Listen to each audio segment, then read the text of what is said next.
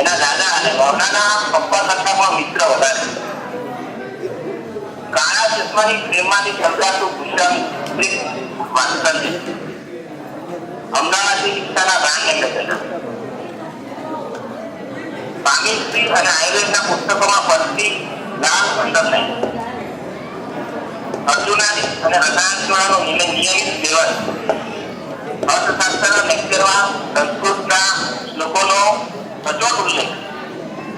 અને આમ વિચારીને જો તો એવું લાગે કે સોફા પર પલાળી વાળીને બેઠેલા ડાબા હાથમાં જમણા પગમાં અંગૂઠો પકડી જાય, પાય મોકલ ચશ્મા નાખી પ્રૂફ કરતા દાદાની લાગણી થતી.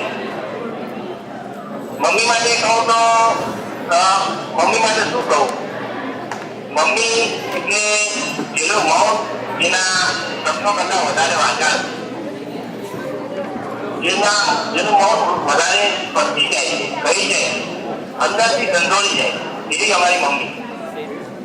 અને જેનું હસવાનું બાળપણમાં બીજ ચડાવતું હતું, ચીડાવતું હતું અને ક્યારેક ધરાવતું પણ હતું, એવી મમ્મી. મમ્મી એટલે પ્રવીણા, પુષ્પેનના જીવન પ્રવાસનું પગેરું અને પથદર્શક. પપ્પાના